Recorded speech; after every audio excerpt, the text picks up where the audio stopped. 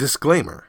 We are two regular guys who love to talk Bone Thugs and Harmony. We do not represent Bone Thugs or any Bone affiliate. We are also not Bone Thugs experts. The views and information you hear in this podcast may be based on personal opinion. Please feel free to leave corrections and clarifying information in the comments. And enjoy.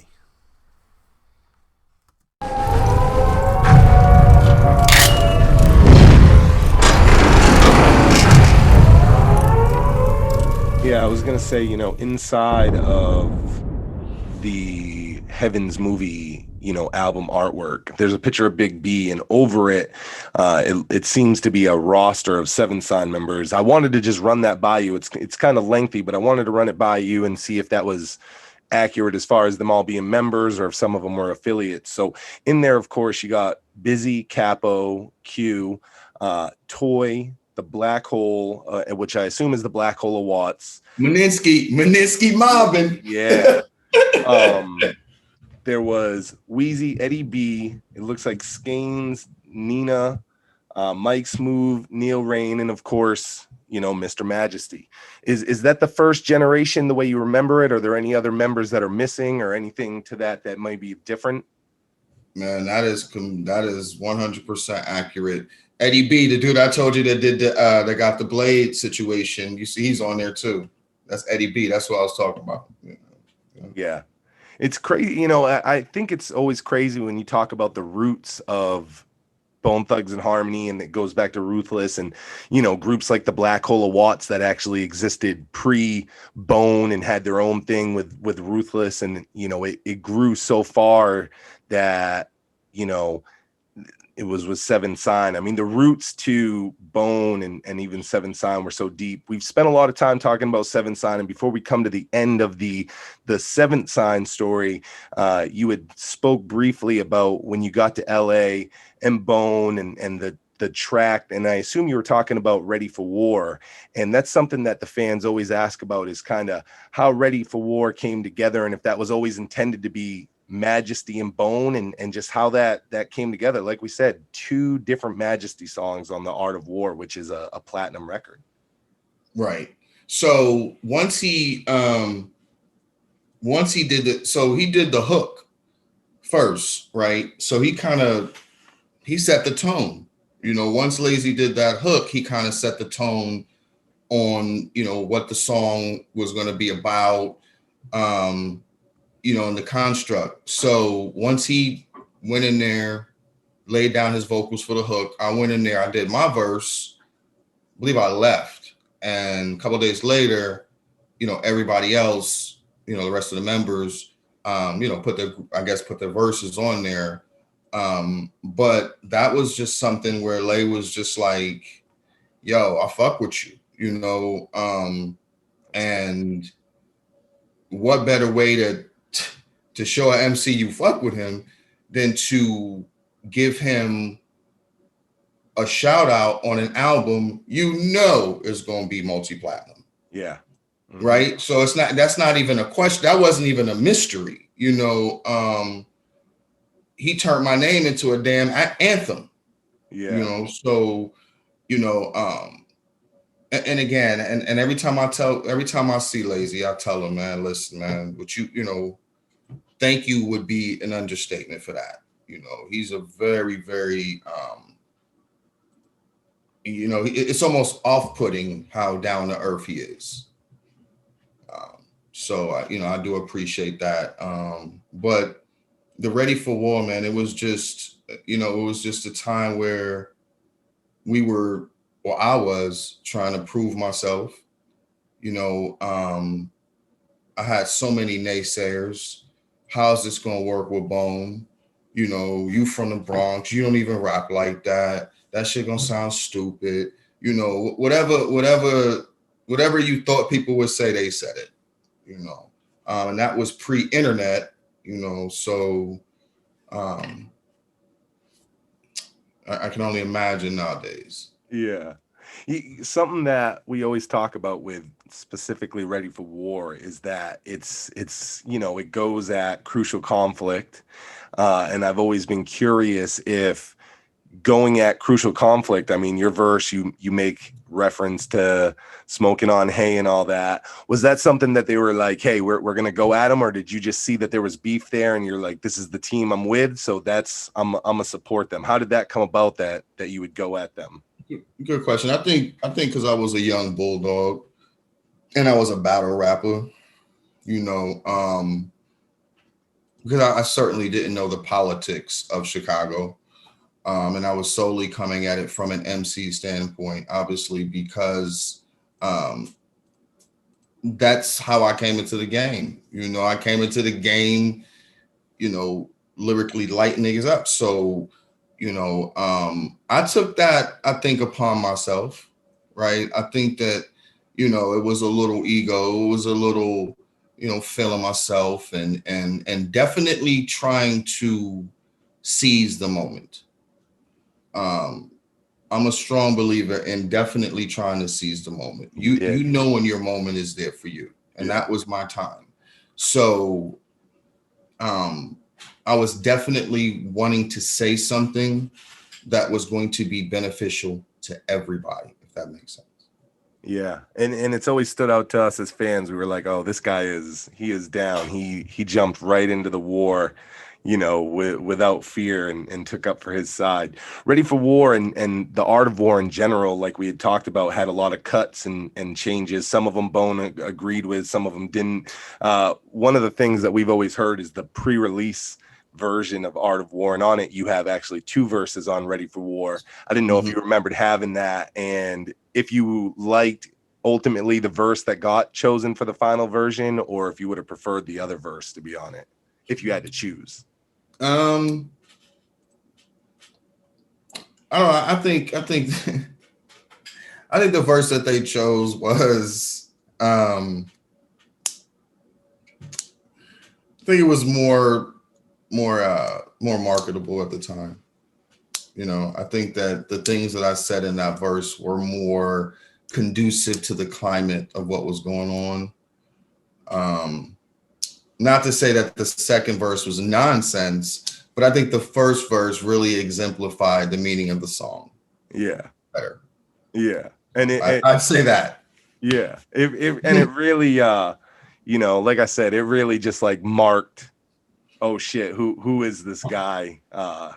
With all the shots at the enemy, so to speak. So I've always thought it was interesting that you got the 2 songs on the Art of War, and one of them with Olive Bone, because we know at that time that Bizzy was kind of notoriously missing from anything to do with Mo Thugs, even to the point that on that album they had the Mo Thugs and he wasn't on Mo Thug Family Tree.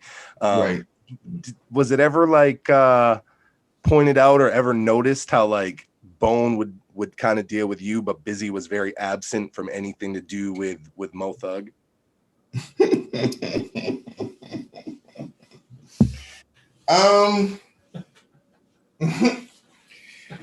Hey man, listen, man.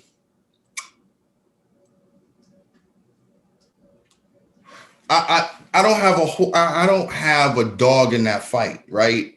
So I can move amicably through people,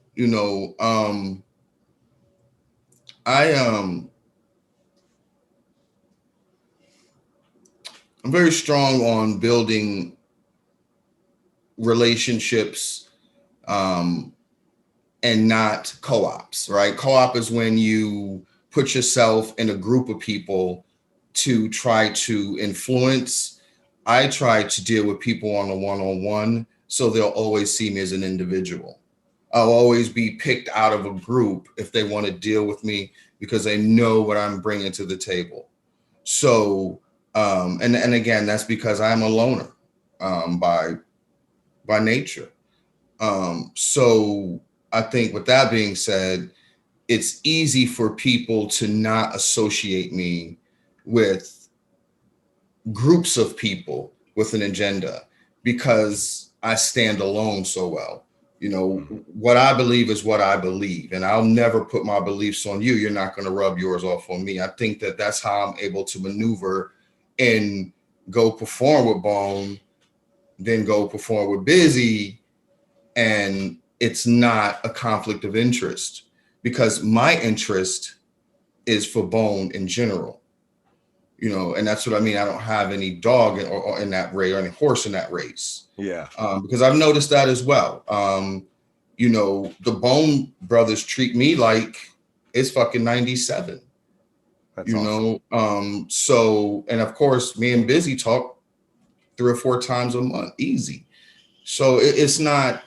I'm grateful that I have those personal relationships with them. Am I best of friends with Bone? No. Am I close with Bizzy? Absolutely. So I've noticed that as well, and I'm humbled by that, man. I don't try to dwell on that because I understand how many people they deal with on a daily basis, and for them to be like, "Yo, that's sad, man. Tell sad, man." That's a different type of love. When you're getting picked out the crowd to be a part of something. So I appreciate it, man, and I don't take it for granted. We spoke about how you have 2 songs on The Art of War. Every member of Bone, excluding Flesh, had a solo, so to speak, on the Art of War, just showcasing them. And through this entire interview, we've talked about how selfless Bizzy was. And once Thug Love was changed and it wasn't going to be his solo, he then made the move to release Seventh Sign. And in another selfless move, he put you on that with him. Do you remember how that came about, as far as just like, hey, you're going to be on another one? I think so. Initially, we were going to do the Seventh Sign. That was the initial song. For his solo, you mean? Oh, no. You mean Mr.Majesty. You're talking about. No, on the Art of War, each one of them had a solo track. Right. But Bizzy's is Seventh Sign, which you're featured on. Right. That's the one that he's credited as. And in a prior interview, he had said originally he wanted his solo to be Thug Love, and then it got changed and All the Bone was added to it. So his solo track became Seventh Sign, featuring you, which I've always said, wow, that's crazy that, he again was like, I'm going to highlight my guys instead of just right. And absolutely. I mean, that just shows definitely a selfless move, but it also shows how adamant he is about getting his artists out there. I'm trying to avoid saying how super dope I am. You feel me? Because at the end of the day, none of this wouldn't have happened if I didn't have the lyrics, right? So I definitely don't want to undermine that, but I do want to not give credit where credit is due, because at the end of the day, I'm sure they know 1,000 MCs, 1,000 different artists. They seen something in me that maybe I didn't even see in myself at the time. Obviously everybody thinks that they the shit, but on that level, when we're making those songs, I didn't think that 6 months later, the whole arena would be singing Majesty, and niggas is that. You see what I'm saying? So, it's that's awesome. It's hard to articulate, how I felt or how those decisions were made. I will tell you that Tamika Wright was very impressed by my talent. I don't know if that means anything, but that was the boss at the time. Yeah. And she was thoroughly impressed with the songs I made. So I knew that I kind of had layers of acceptance. The fact that Bizzy brought me down there was the first layer. The fact that Lazy co-signed, second layer. The third layer, the CEO saying, yo, this young cat got some go. So I definitely had the battery in my back at that point.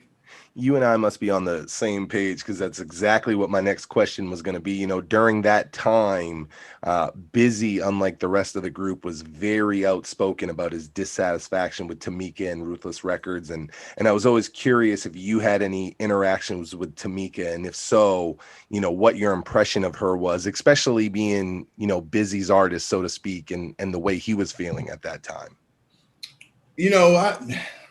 Because it's almost like sometimes you got to be the fly on the wall. You know what I mean? It's almost like sometimes you tell children to be seen and not heard, right? There's some things that I think that were way above my pay grade, that I walked into. But I will say that my perception of her was she was maybe given something or engaging in something that maybe was a little bigger than what she can handle. I don't know. I thought she was pretty and dangerous, but I don't know the inner workings enough to, kind of give you the logistics of, other than what is already public knowledge. There's nothing more that I could probably add, simply because my dealing with her directly was only during that auto war time. She actually came to the studio, listened to everything, and we spoke very briefly. And I think that was probably the extent. And then throughout the songs B was making and the things he was saying, I kind of was like, oh, she's not the greatest person. And I'm not sure what their relationship is now, but They seem pretty good now. They seem much better now than they have been previously. Bizzy's I think Bizzy they seem better, I will say. Right. When I watch Bizzy talk about the situation, they seem in a much better place, which is good to hear. I think that both sides were very young, taking on something new. Like you said, Tamika took on a lot. And there's for every yin there's a yang, so to speak, and we can also attribute a lot of Bone Thugs and Harmony's success to the time frame where Tamika was running the show over there. So there's good and bad. I will say one of the times that Bizzy was the most outspoken about Tamika was in the song Thugs Cry. That's a song and a video that's truly stood the test of time as a Bone fan. Can you just tell us about the being on the set of Thugs Cry and the involvement of the Seven Sign regime in that video? Yeah, so we was in one of them large airplane hangars. They had kind of made it into a makeshift film studio, so to speak. So they had the dressing rooms and everything in there. That's the first time I actually been involved in a high production music video. We had like, I don't know, maybe 1,000-foot green screen. We had the rented Rolls Royces, and obviously we had the wardrobe and the makeup, and we all had I believe they were tailor-made Armani suits, is what you see in the picture. So we all had those on with the matching shoes. So they made a portion of the hangar into jail cells, which I was fucking impressed when I walked in. I said, holy shit. Yeah. So it was really just one side. So everything else was a warehouse. It was just one side of jail cells. So as I'm walking, I'm like, this is pretty amazing. As I'm walking, I see Mac 10 and Wish and I'm like, what the hell? So because again, I was just watching that portion from the outside looking in. Right. And then we came outside to start shooting the outside shots. Was the Seven Sign portion of that in front of a green screen? Like was that whole part green screened? No. So I'm not sure why the green screen was there. I think the green screen was used to simulate some of them driving off into the sunset. Because the green screen, I think the car that they used, him and Maya was in, I think that was used with the green screen. Okay. But our shots were pretty much outside, open camera, handheld, and we kind of just shot it that way. Because I didn't realize that he gave me a shout out in the song. Yeah, we were going to ask you about that when he actually says something, and we've always kind of wondered the origin of it when he says enemies attacking me actually I'm in the grain, ass Mr.Majesty, and we've always been like, what exactly is he saying there? What's that mean? Well, that means that at the time I was the closest one to him. You know, we were kind of it's basically his way of saying that we was in the dirt together. You know, Mr.Majesty can vouch for that. That's dope. You know, so, and again, that's just a testament to what I was telling you about, you know, not just being a rapper. I mean, there's a lot of things that go on that needs to happen to make something pop off outside of smoking blunts and making songs. Yeah. You know, so, you know, and I always understood that, you know, and I think that that's why I've made a lot out of such a little, you know, in my, you know, 10, 12 years doing this. You had mentioned Maya being on set. Another person that was on set was Lisa Ray, who was in Tupac's last official video. Did you get a chance to speak with either of them, or were you pretty much with just the Seven Sign? Well, nah, I mean, you know, it wasn't a situation to where like a couple of homies tried to talk to him for real, but that didn't go well.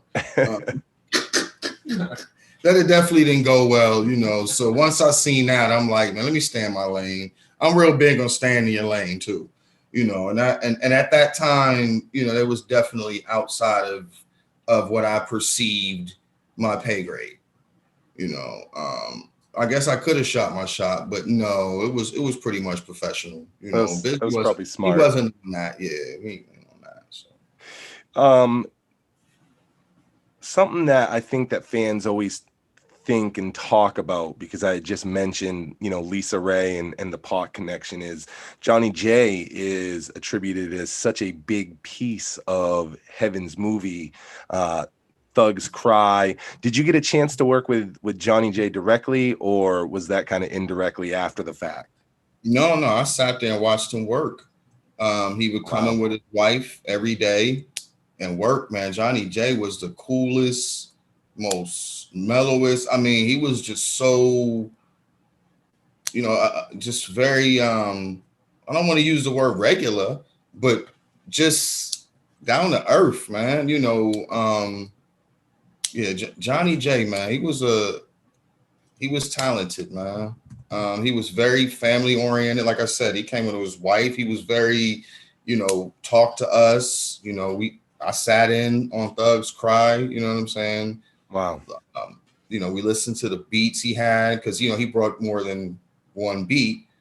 But yeah, it was real special. You know, I you know, through my journey, man, I've met and befriended, you know, so many people, famous people, and a lot of them was really, really cool, man. You know? Yeah, the Johnny J thing I know is real special to Bizzy. You know, fans will often ask about the unreleased Heaven's movie tracks and getting them released and things like that, and Bizzy always kind of says that it wouldn't be necessarily the right move without, you know, Johnny J and his blessing. And I think that it's incredible when we think about the impact that Pac had on Bizzy in such a short window, and then he got a chance to work with like Johnny J, and you know, it's just a really cool story, the way that, you know, not only you, but we remember at the same time as Bizzy's helping make dreams come true and Lazy's making dreams come true, they're also living, you know, their dreams and elevating at the same time you guys are. One of the craziest things to last as long as it has inside of Bone Thugs culture is a fan-made bootleg called Hell's Movie. It's been remade multiple times over the course of 20 years. It's even something that Bizzy has talked about himself and how much he doesn't like it. It sounds like you're aware of the bootleg. Did you know that it's still relevant? And so many of those unreleased songs that we've talked about are on it.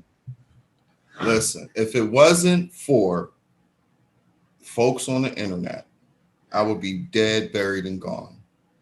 I'm so grateful that people have the ingenuity, the outright nuttiness, and the I don't give a fuckness to take some shit that ain't theirs, put it together in a cohesive manner, re-release it, rename it, re-put a damn cover on it, and make it another product, man.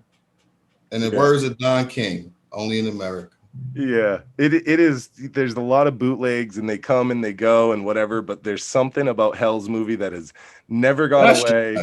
And Bizzy, poor Bizzy, I've seen him see people's been signing CDs, and someone will have it, and he's like, "This ain't real." This. Yeah, that just, you know, it's I can't, you know, there's a lot of stuff me and Bizzy did that I call him. One time he called me like last year or maybe 2 years ago. He's like, hey man, did you he asked me, he was mad too, for real. He was hot. He's like, hey man, did you release something? I'm like, nah. He's like, it's online. I checked. The whole thing was on. So I don't know. You know, I just don't know how people get things, or, you know, especially older stuff like that. Stuff where you think, you know, the studio, we did it on a damn ADAT or not even a format that we're using now. Yeah. And then all of a sudden it pops up on YouTube remastered. I'm like, yo, that's wild. Or somebody else adds themselves to a song I did with Bizzy. They'll put their verse on it. Like, oh shit.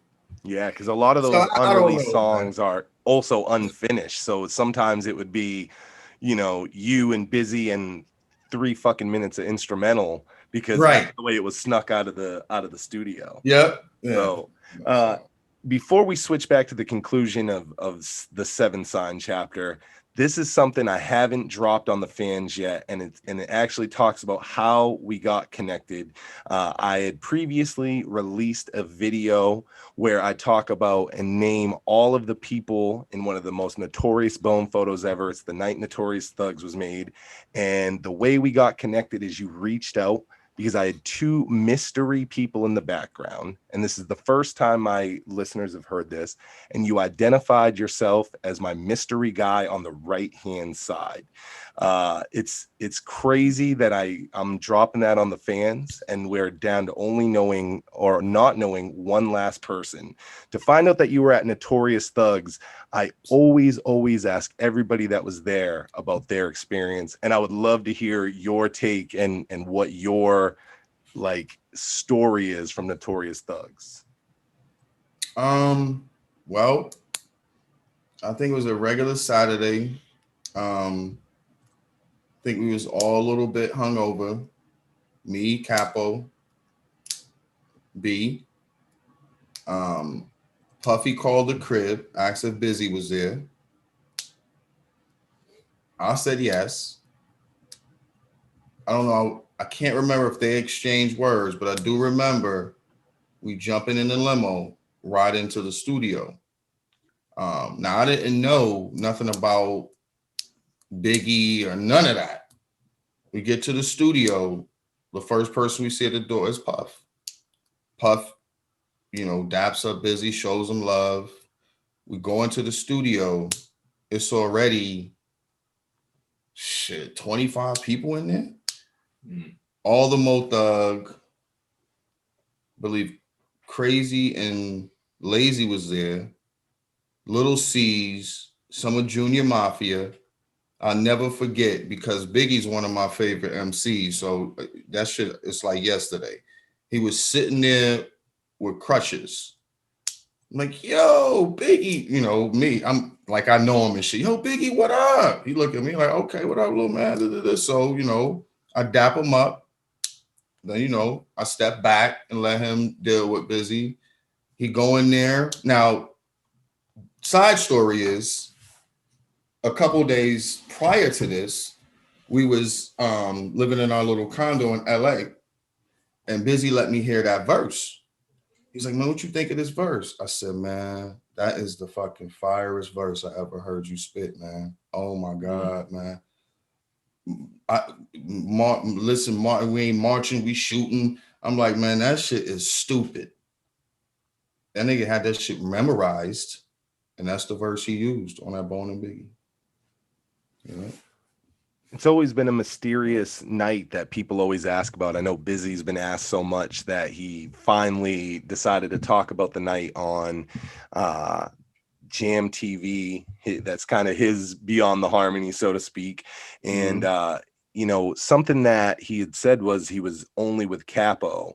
And I've always, Right. and I just wondered if he thought he forgot. They always talk about how much drinking and smoking happened, or Right. like Right. just why you Right. were excluded from Well, Bizzy's you story.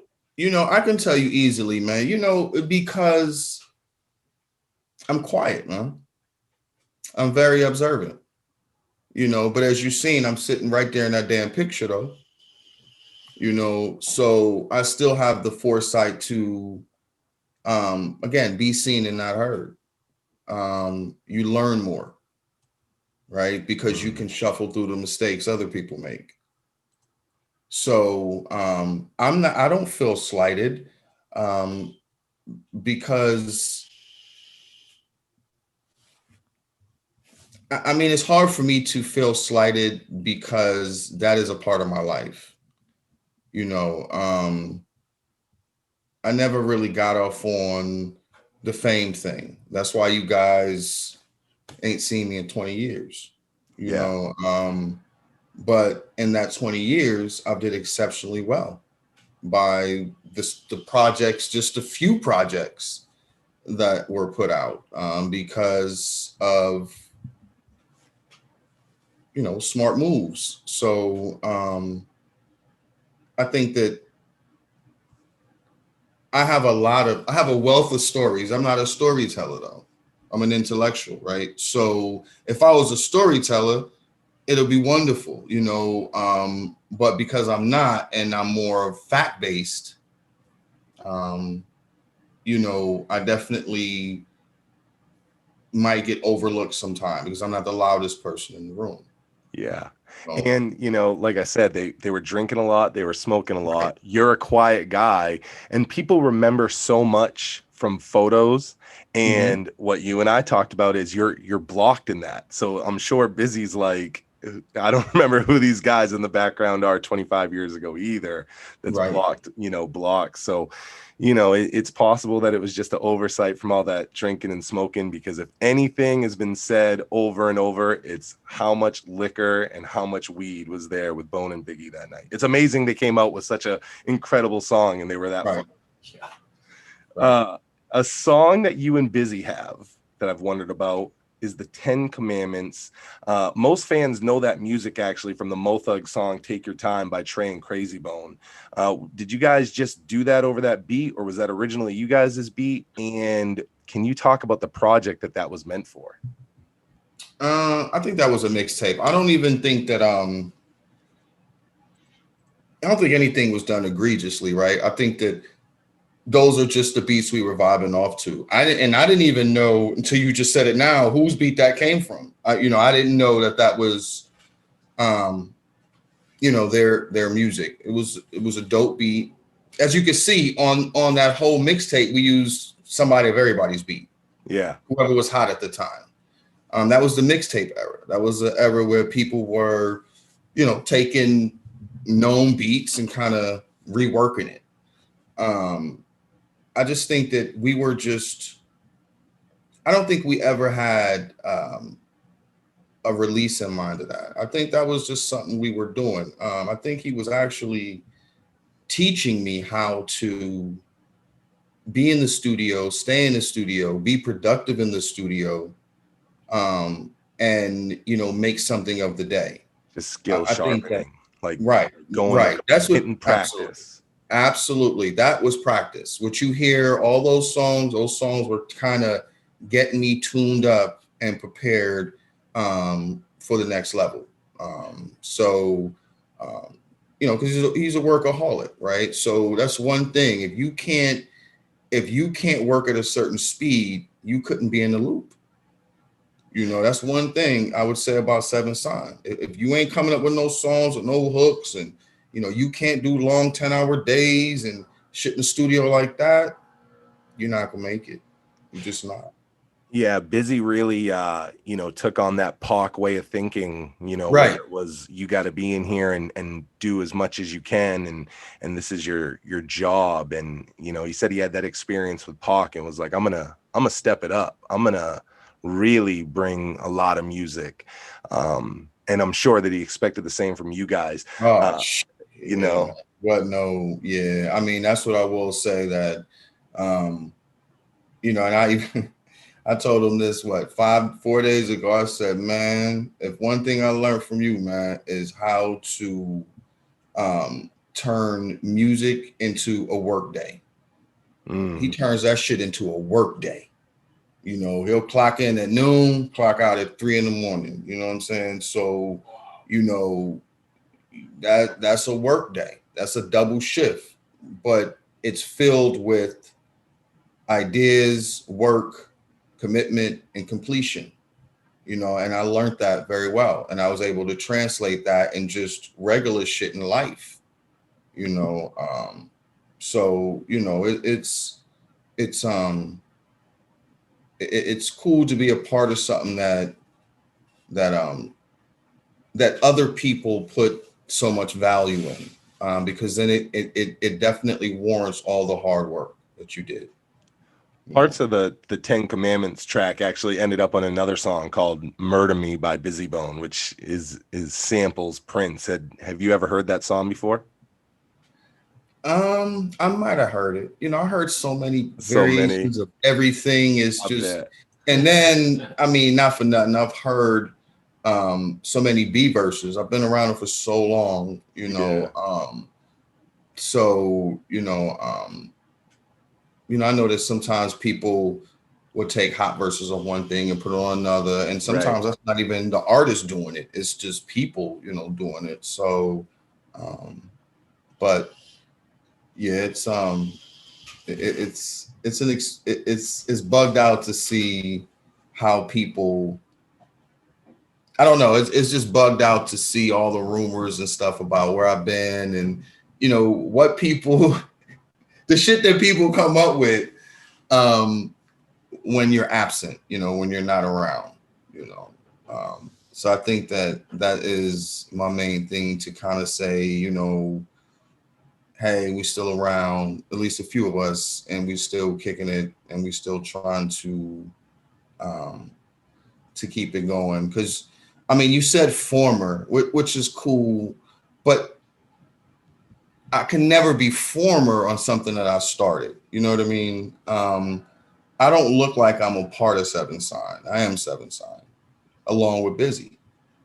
You know, it's being a part of something is jumping on the ship when the ship's afloat. Being something is starting that motherfucker up. You know, so I think that that's where I sit. I sit in that space. You know, and I've earned the right to sit in that space. You know, there's been other Seven Sign members, newer members. You know, I'm not affiliated with everybody, but I do know that we started this on a plane to Los Angeles, California.